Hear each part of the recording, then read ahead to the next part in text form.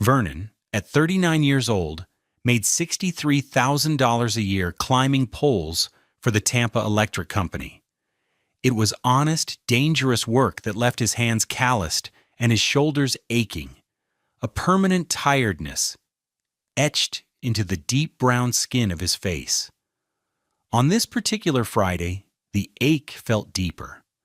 A storm had rolled in off the Gulf, thick and humid, and he'd spent 10 hours in a bucket truck, wrestling with transformers that sizzled and spat in the relentless rain.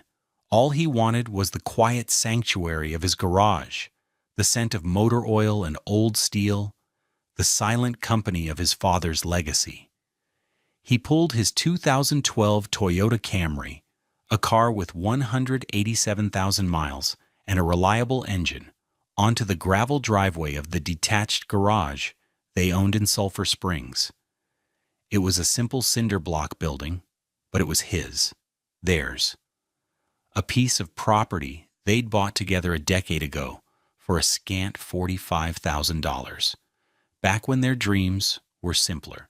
He cut the engine at precisely 6:47 p.m., and the silence that followed was broken only by the drip of water from an overhanging oak tree.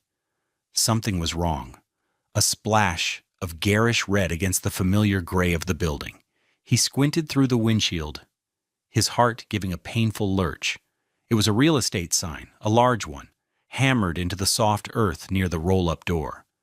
Across the top, in bold white letters, was a single devastating word, sold.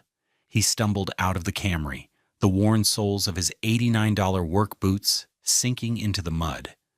The air was thick with the smell of wet earth and ozone. He walked toward the sign as if in a trance, his mind refusing to process what his eyes were seeing. The sign was from a high-end commercial realtor, the kind that dealt with properties in Hyde Park, not a forgotten block in Sulphur Springs. He ran a hand over his face, the rough skin scraping his palm. This had to be a mistake. A prank. Bianca, his wife, would never. She couldn't. The garage was half his. It held the only things that truly mattered to him, the only real connection he had left to the man who raised him. He felt a cold dread, a physical sickness that had nothing to do with his long day. He had no idea that this was just the first sentence in the worst chapter of his life. What he didn't know was that his world hadn't just been shaken. It had been sold out from under him, and the betrayal was only just beginning.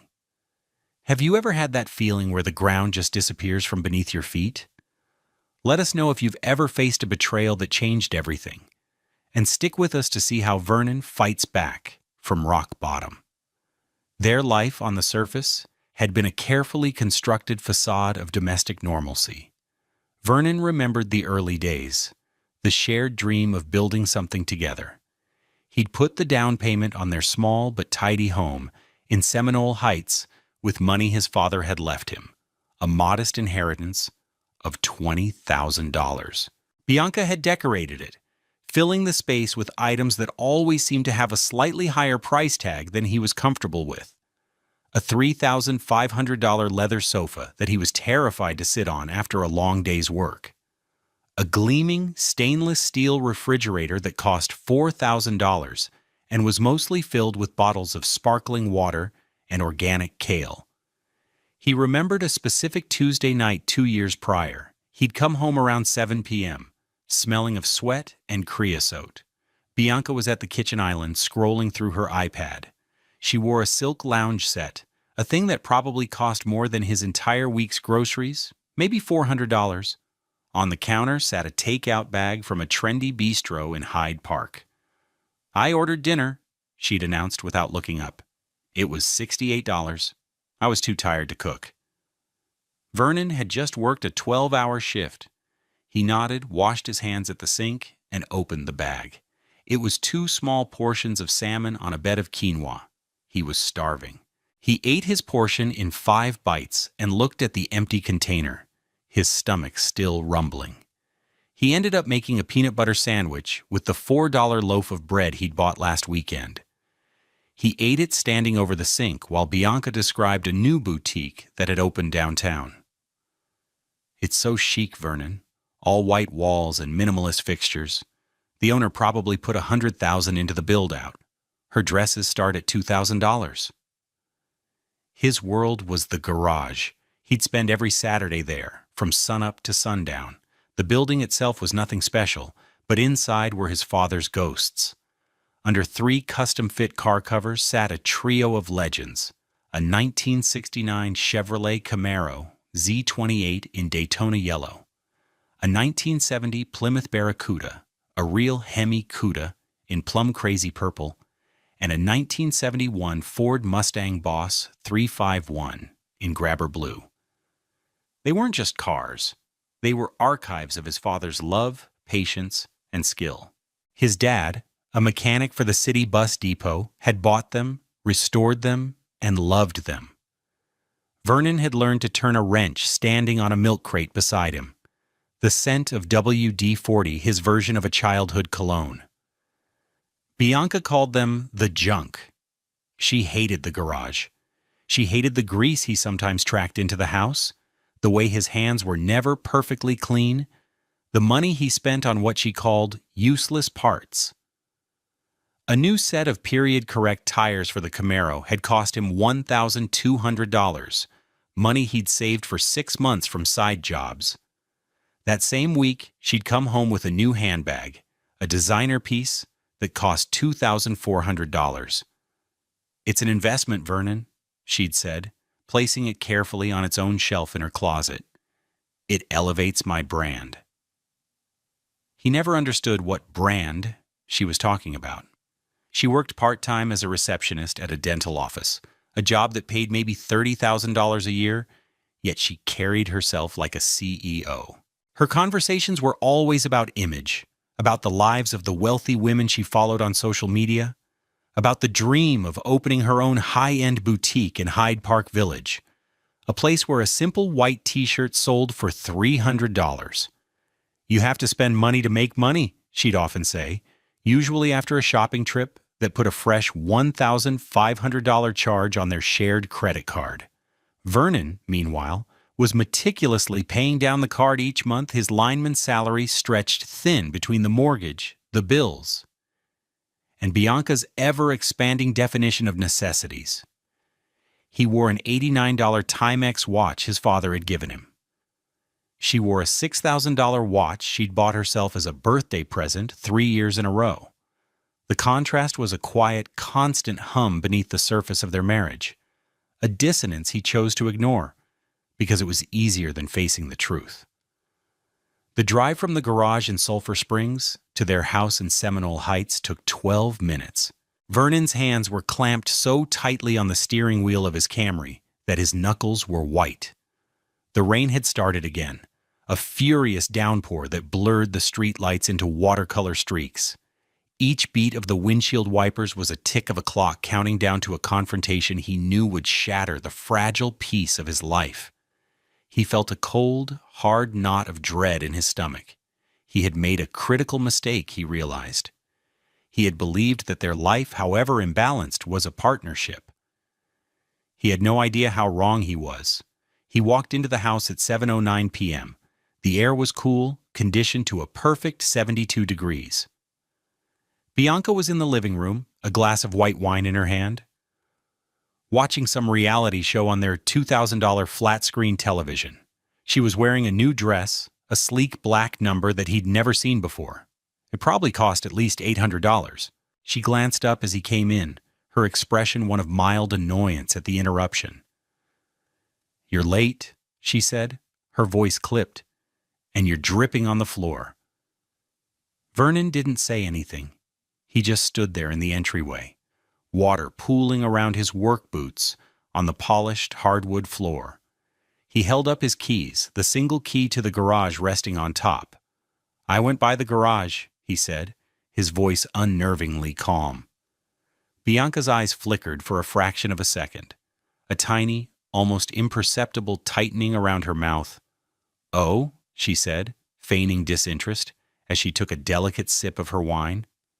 "Everything okay over there?" There's a sold sign out front, Bianca, he said, the words tasting like poison. A big red one, from a commercial realtor. She set her wine glass down on a $400 marble coaster. She sighed, a long, theatrical exhalation of someone deeply put upon. Vernon, I was going to tell you, she said, finally turning to face him. I didn't want you to find out like this, but you get so emotional about that dusty old building. Emotional? He repeated, his voice rising despite his efforts to control it. It's half mine. We bought it together. My father's cars are in there. Everything he left me is in there. Oh, please, she scoffed, waving a dismissive hand. It's a pile of bricks on a worthless lot. And I didn't just sell it, I got us a fantastic price. $185,000, Vernon. Cash offer. Closed last week. The money is already in the bank. She smiled then, a triumphant, self-satisfied smile that made his blood run cold. It's the seed money for my boutique, for our future. He stared at her, the room seeming to tilt on its axis. $185,000. She had sold their shared asset, a property they had built equity in for a decade, without his signature, without his knowledge, without a single word. He didn't know how she'd managed it. Forged signature, a crooked title agent. But he knew she had. And the casual way she said it, as if she'd simply cleared out some old magazines from the attic, was the cruelest part. Your boutique? He finally managed to say. You sold my father's garage to fund your dream of selling overpriced dresses to rich women in Hyde Park? Don't be so dramatic, she snapped, her voice turning sharp and cold. It's not your father's garage. It's a building, an asset. And I liquidated it to invest in a real business, not to let it house your rusted-out junk. This is an opportunity for us. I'm building a brand, something you can be proud of. The word junk hit him like a physical blow. He thought of his father's hands, stained with grease but gentle as they showed him how to gap a spark plug. He thought of the hours, the thousands of hours, they had spent together in that building. The quiet bond forged over carburetors and chrome. To her, it was all just junk. The new owners take possession on Monday, she continued, her tone brisk and businesslike as if she were dictating a memo. They're turning it into some kind of brewery, so you have until Sunday night to get your things out. He was speechless. The audacity of it, the sheer, breathtaking cruelty, left him reeling. And Vernon, she added, picking up her wine glass again and turning back to the television, her reflection gleaming on the dark screen. When you go, take your junk too. That was it. No apology, no discussion. Just an executive order delivered with the casual indifference of a queen dismissing a servant. He stood there for a long moment, the sound of the fake laughter from the TV filling the silent space between them. He looked at this woman, this stranger in an $800 dress, and felt nothing but a profound, hollow emptiness. The facade had not just cracked, it had been bulldozed. He turned without another word and walked out the door, back into the rain. He didn't know where he was going. He just knew he couldn't stay in that house, in that life, for one more second. He got into his Camry and drove, the city lights a meaningless blur through his tear-filled eyes. The betrayal wasn't just about the money or the property. She had taken his past, his connection to his father, and declared it worthless. She had sold his heart for startup capital. He ended up back at the garage. He sat in his car for an hour, the engine off, just staring at the red sign that mocked him in the darkness. He had until Sunday. 48 hours to move 3 priceless, non-running vehicles and a lifetime of memories. The sheer logistics were overwhelming, but beneath the panic, a new feeling was beginning to smolder. A cold, quiet resolve. She had underestimated him. She had mistaken his quiet nature for weakness. She had made a critical mistake. The next day, Saturday, was a blur of frantic phone calls and quiet despair. Vernon called his cousin Tyree, a diesel mechanic who lived out in Plant City. Tyree was his opposite, loud, cheerful, and built like the trucks he worked on.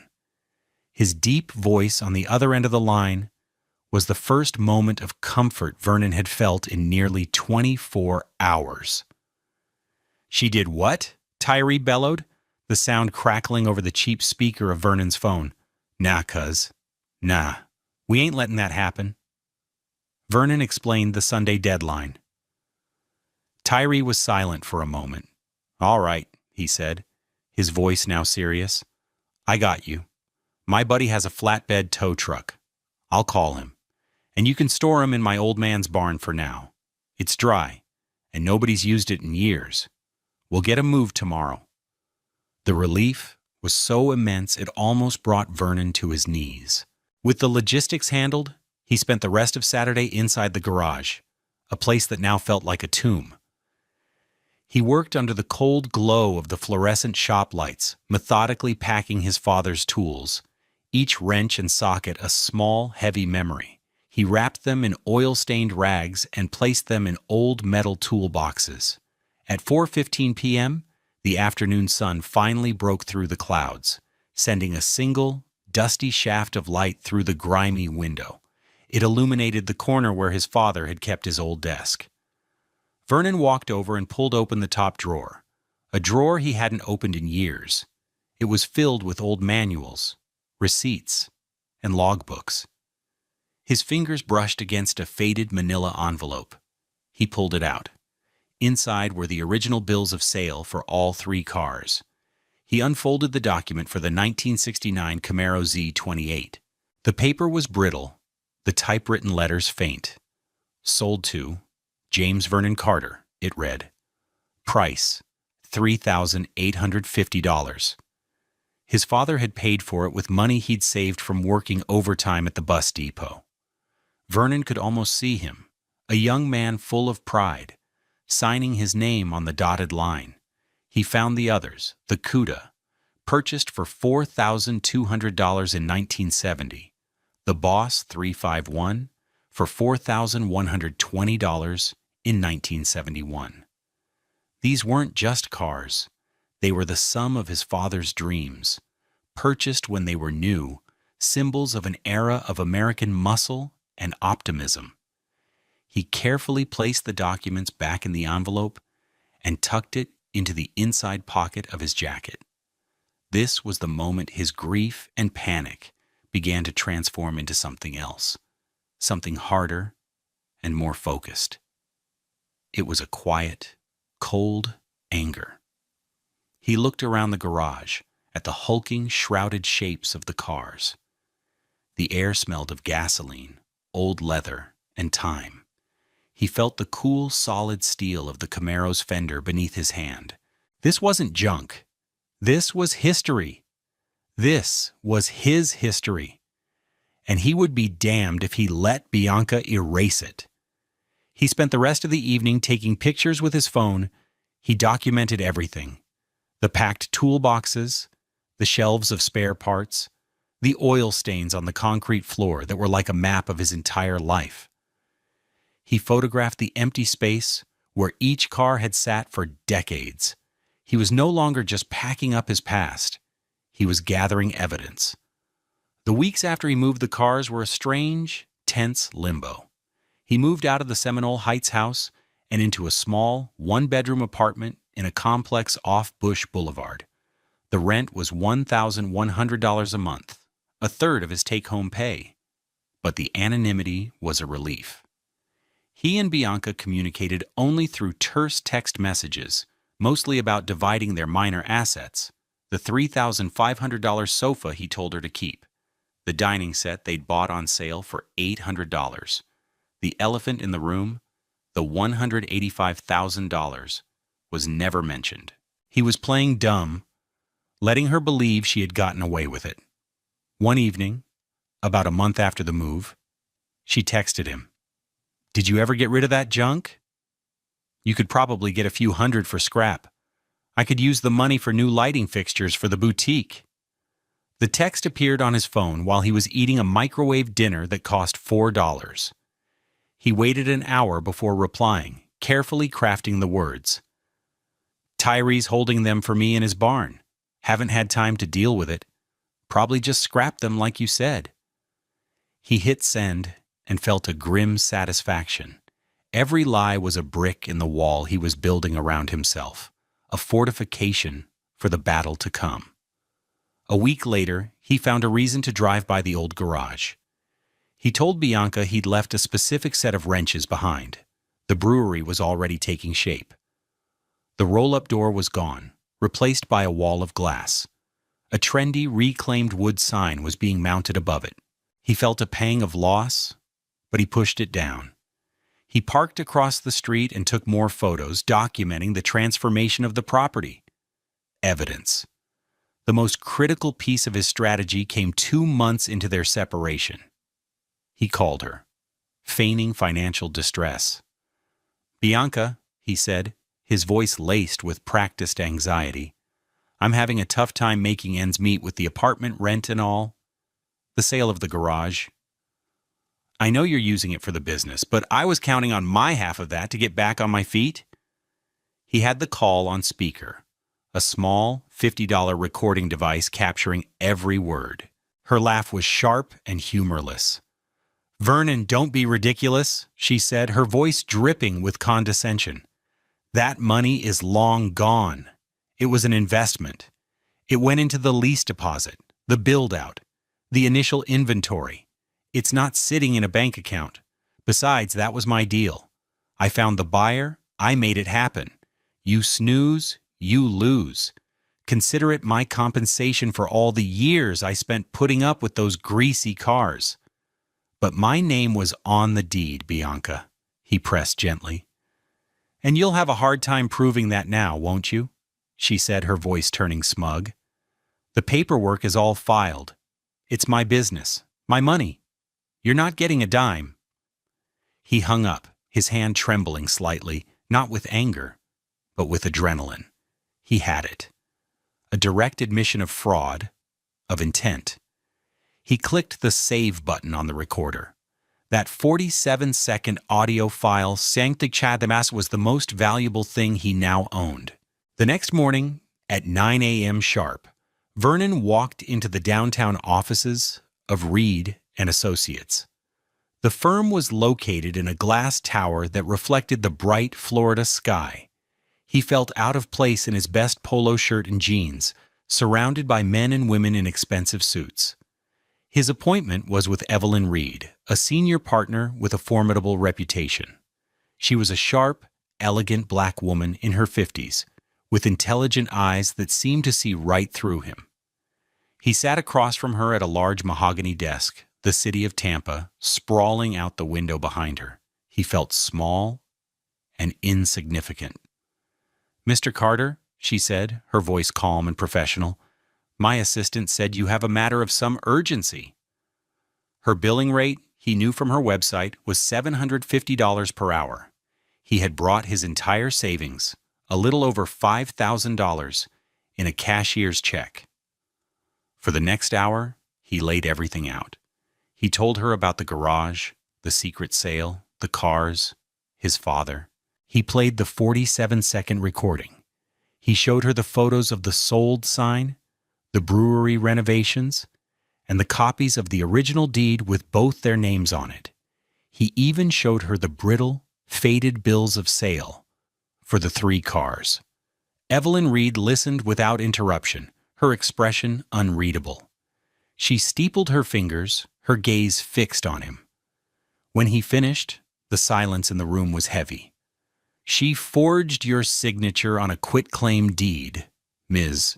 Reed stated, not as a question, but as a fact. Then she filed it with the county and sold the property as the sole owner. It's clean, brazen fraud.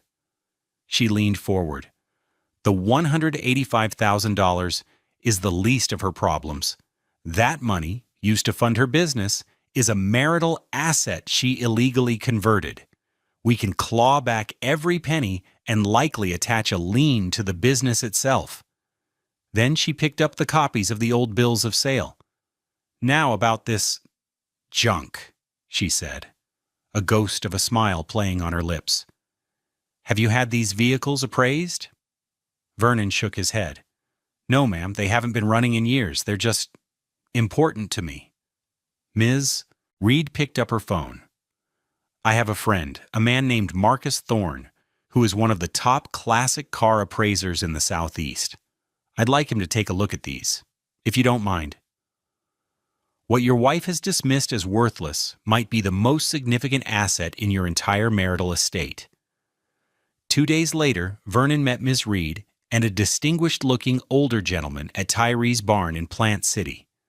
Marcus Thorne moved with a quiet reverence, his hands clasped behind his back. Tyree pulled the dusty covers off the cars one by one. The sunlight pouring through the gaps in the barn walls glinted off the chrome. The Camaro, the Cuda, the Boss. Marcus walked around each car, silent, for nearly 30 minutes. He peered at engine blocks, checked VIN numbers, and ran a gentle hand over the original paint. Finally, he turned to Vernon, his eyes wide with something approaching awe. "Young man," he said, his voice raspy with emotion, "do you have any idea what you have here? These are not just cars. They are numbers-matching, fully documented, single-family-owned survivors. The holy grail for collectors." He took a deep breath. "The market is white-hot right now. Off the record, conservatively, you are looking at a 7-figure valuation, possibly much more at the right auction." Vernon felt the world shift again, but this time it was shifting in his favor. 7 figures. $1 million.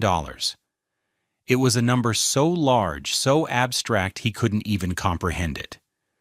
He looked at Evelyn Reed, who gave him a small, confident nod. The plan was no longer just about getting justice for the sale of the garage. The plan was now much, much bigger. They had no idea what was coming. What do you think is the most satisfying way to see justice served? Is it in a courtroom or in the court of public opinion? Let us know your thoughts, because the final verdict for Bianca is about to be delivered in front of the entire world. The next 3 years were a masterclass in patience. Under Evelyn Reed's guidance, Vernon filed for divorce, but they slow-walked the proceedings. They filed motions for discovery, requested financial documents, and sent interrogatories that Bianca, represented by a cut-rate lawyer she'd found online for $200 an hour, answered with arrogance and disdain. She listed the boutique Bees-style loft as her sole asset, valuing it at its initial $185,000 investment. She listed Vernon's assets as miscellaneous personal effects and tools, with a value of less than $5,000. She never once asked about the cars. To her, they had ceased to exist. Meanwhile, Vernon and Tyree were working. Every weekend, they were in that Plant City barn. They weren't restoring the cars. Marcus Thorne had been adamant about that. "Don't touch the patina," he'd warned. "Their value is in their originality." Instead, they were meticulously getting the cars running. They cleaned fuel lines, rebuilt carburetors with period-correct kits, and sourced new, old-stock batteries. Vernon spent thousands of dollars he was saving from overtime shifts, a $400 fuel pump for the Cuda, a $600 set of spark plug wires for the Boss. It was a slow, painstaking labor of love. The first time the Camaro's 302 V8 engine roared to life, the sound echoed across the open fields of Plant City. It was a thunderous, defiant noise. Vernon and Tyree stood back, covered in grease, grinning at each other. It was the sound of resurrection. Vernon's life had found a new rhythm. His small apartment was Spartan, but his. He cooked simple meals, saved his money, and focused on 2 things: his work for the power company and the cars. He was a man with a secret, a multi-million-dollar secret, sleeping under dusty tarps in a forgotten barn. The anger he had felt was still there, but it had been forged into a quiet, unshakable purpose. Evelyn Reed handled the auction arrangements. She chose Meckham Auctions in Kissimmee, one of the largest and most prestigious collector car auctions in the world. They secured a prime spot on the Saturday docket, the day with the most bidders and the biggest television audience. The story of the cars, the single-family ownership, the incredible originality was a key part of the marketing. The auction catalog described them as the Carter Collection, a father's legacy. There was no mention of Vernon's personal story, no hint of the drama behind their sale. The cars would speak for themselves. The week before the auction, Bianca's lawyer sent a final, insulting settlement offer. She would graciously waive any claim to his meager retirement fund if he would sign away all rights to the boutique and pay her $10,000 in alimony. Evelyn Reed replied with a single sentence: "We reject your offer and will see you in court after the disposition of all marital assets." The night before the auction, Vernon couldn't sleep. He drove out to the barn and just sat with the cars in the quiet darkness, the air thick with the smell of Florida orange blossoms. He was about to share his father's most private treasure with the world. It felt like a betrayal in its own way, but he knew it was the only path forward. This wasn't about the money anymore. It was about validation. It was about proving that his father's love, his passion, his life's work was not junk. Saturday, January 11th, 2025. The Silver Spurs Arena in Kissimmee was a cathedral of chrome and horsepower. The air buzzed with energy, a mix of high-octane fuel, expensive cologne, and the low murmur of thousands of spectators. Bright television lights baked the arena floor, making every surface gleam. Vernon stood in the staging area with Tyree, both of them wearing simple, well-fitting suits. Vernon's cost him $300 from a department store, and it felt like a costume. He felt like a lineman playing the part of a millionaire. The cars were lined up, looking magnificent under the lights: the Daytona Yellow Camaro, the Plum Crazy Cuda, the Grabber Blue Boss. They were surrounded by auction staff who kept the crowds at a respectful distance. Vernon could see them on the multiple giant screens hung around the arena, their story being told by the on-air commentators. The live stream was being broadcast worldwide.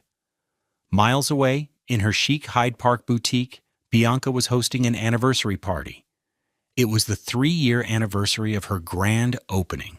The shop was filled with her clientele, wealthy women in expensive clothes, sipping champagne that cost $150 a bottle. She had a large flat-screen TV set up, tuned to the auction. She thought it would be a fun, kitschy backdrop. She'd been telling her friends the story all afternoon. "My ex-husband was obsessed with these old heaps of metal," she said, with a dismissive laugh, gesturing at the screen. "He lived in that filthy garage. I had to sell it just to get him out. I think he ended up scrapping the cars. Can you imagine?"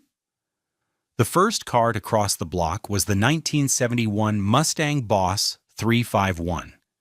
The auctioneer's voice, a rapid-fire cadence of numbers and exhortations, filled the arena. "Here it is, folks, a time capsule, an absolute stunner. Who'll start me at $100,000? Hands shot up. The price climbed instantly. 100,000, 150, 200,000. In Bianca's boutique, the chatter died down. A few women turned to look at the screen, their champagne flutes paused halfway to their lips. The bidding surged past $250,000, a number that made Bianca's eyes widen slightly. The camera on the live feed zoomed in on Vernon, standing stoically beside the auctioneer's stage. Bianca froze. That was Vernon, her Vernon, in a suit. The gavel finally fell. Sold $375,000. A wave of applause washed through the arena. In the boutique, there was a stunned silence. One of her friends whispered, "Bianca, wasn't that..." Before she could answer, the 1970 Hemi Cuda, its purple paint glowing like a jewel, rolled onto the stage. The crowd roared. This was a headline car. "The Holy Grail of Mopar," the auctioneer shouted. "A numbers-matching 4-speed Hemi Cuda. Where do you find another one? Let's start it at 500,000. The bidding was a frenzy. It leaped in $100,000 increments. 1 million, 1.2, 1.5. In Hyde Park, every eye was glued to the screen. Bianca's face had gone pale, the color draining from it until it was the shade of her white marble countertops. Her smile was a frozen, terrified grimace. She saw the number on the screen, $1,800,000. The camera found Vernon again. He hadn't moved. His expression was unchanged. But Tyree had an arm around his shoulder, a massive grin on his face. The announcer's voice cut in on the broadcast. An incredible story here. These cars were a single-family legacy, nearly lost to time, cared for by a son honoring his father. This isn't just a sale. It's the culmination of a lifetime of love and dedication. The gavel slammed down. Sold. $2,100,000. Bianca felt the room spin. Her glass slipped from her fingers and shattered on the floor. $2 million plus the $375,000. Her mind was frantically trying to do the math. That was marital property. Her friends were staring at her, their expressions a mixture of shock and dawning comprehension. The story she'd been telling them all day, the one about the junk and the scrap, was a lie. And they were all watching her being exposed on live television. Then came the Camaro, the Z28, the first car his dad had ever bought new. Vernon felt a lump in his throat. This one was personal. The bidding was just as fierce. It climbed past $500,000, then $1 million. The commentators were ecstatic, calling it one of the finest original Z28s in existence. Back in the boutique, Bianca had backed away from the screen, bumping into a rack of $2,400 Burberry dresses. The women who had been her friends were now whispering amongst themselves, their eyes darting from the screen to her. They had heard her call the cars junk. They had heard her laugh about the man who was now in front of the whole world being revealed as the steward of a fortune. Her carefully constructed image, her brand, was being dismantled piece by piece in real time. The final gavel fell on the Camaro. Sold $1,725,000. The grand total appeared on the screen, superimposed over a shot of a stoic Vernon, finally allowing himself a small, sad smile. The Carter Collection, $4,200,000. The boutique was utterly silent. Bianca stared at the screen, at the number, at her ex-husband's face. Her world had not just collapsed, it had been publicly and spectacularly annihilated. The foundation of her entire life, her business, her social standing, was built on a lie, and the truth had just been broadcast to the world at a cost of $4.2 million. She felt nothing but the dizzying, nauseating sensation of a free fall. The fallout was swift and brutal. The consequences. Cascade began the moment the final gavel fell. First came the social consequences.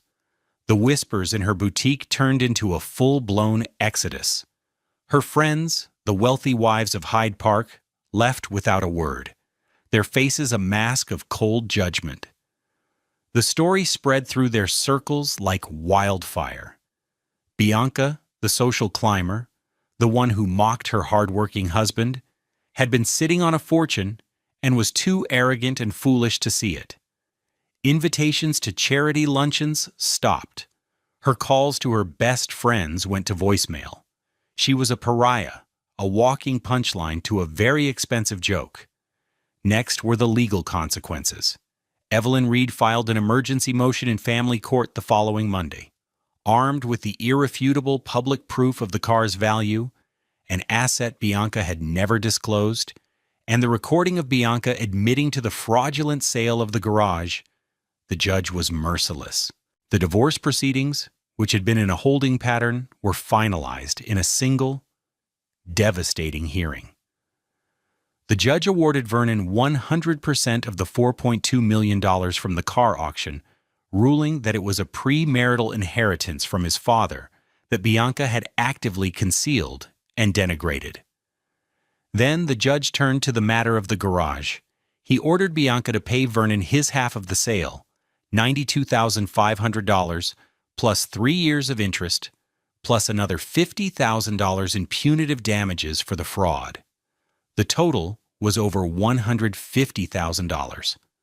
Finally, because B's Style Loft was founded entirely with illegally obtained marital funds, the judge placed a lien on the business and all its assets to be liquidated to satisfy the judgment. The financial ruin was absolute. The boutique, already struggling under the weight of its $8,000 monthly rent and Bianca's lavish spending, folded within 60 days. The liquidation sale was a grim affair. Her $50,000 inventory of designer clothes was sold off for less than 10 cents on the dollar. She had to sell her white BMW 3 Series, valued at $43,000, just to cover her own mounting legal fees. Her frantic voicemails to Vernon chronicled her descent. The first, left an hour after the auction. "Vernon, what was that? That number, it can't be real. Call me. We need to talk." Her voice was filled with bewildered confusion. The second, later that night. "How could you do this to me? You knew. You knew what those cars were worth and you let me look like a fool. You humiliated me in front of everyone." The confusion had turned to rage. The third, 2 days later, after her friends had abandoned her. "Vernon, please, I made a mistake, a terrible mistake. We can fix this. I know we can. I still love you." The rage had dissolved into desperate pleading. The fourth, after the court hearing. "You will not take my business. I built that. It's mine. You owe me. For all the years I supported you, you owe me." This was the raw sound of entitled fury. The final message came a month later. It was just the sound of quiet, broken sobbing, which lasted for 30 seconds before the line went dead. Vernon listened to each message once, then deleted it. He felt no triumph, no joy. Just a quiet, hollow sadness for the woman she had become and the man he had been for staying so long. He moved from his small apartment into a modest rented house with a 2-car garage. He kept working his job as a lineman. The money, all $4.2 million of it, sat in a conservatively managed investment account, quietly growing while he decided what to do with the rest of his life. 2 years passed. The world kept spinning. Hyde Park found new gossip. Bianca, after losing her condo, had moved into a cramped apartment somewhere in Tampa, working, he'd heard, as a clerk at a department store.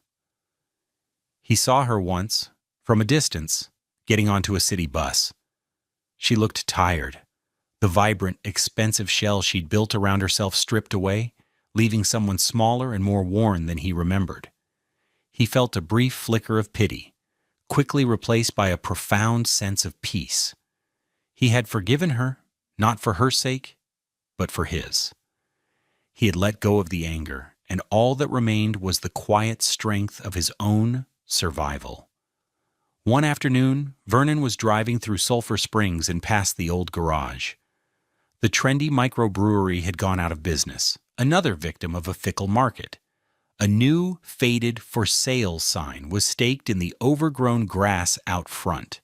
An idea, one that had been dormant for years, began to take root. He called Tyree. "Cuz," he said, "what would you say to going into business together?" 6 months later, the old cinder block building was reborn. They had bought it back for a fair market price of $220,000. The glass walls were gone, replaced by a proper insulated garage door. The inside was spotless, painted a clean, bright white. New lifts, valued at $15,000 each, stood where the brewery's vats had been. A gleaming set of snap-on tool chests, a $30,000 investment, lined one wall. Above the door, a simple, elegant sign read, Carter and Cousin Restoration. Their first project sat on the central lift, a 1967 Chevrolet Corvette, its fiberglass body stripped down, ready for a new life. Sunlight, the warm, healing light of a Florida afternoon, streamed through the clean windows. The air smelled of primer and potential. Vernon, now 44, stood beside the car, a wrench in his hand, a comfortable smile on his face. His skin, a deep, luminous brown, glowed in the light. He was happy, genuinely, peacefully happy. He had learned the hardest lesson of his life in the crucible of betrayal. True wealth has nothing to do with price tags or bank balances.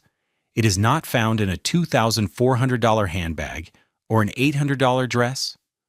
True value lies in legacy, in passion, in the quiet dignity of work done with love.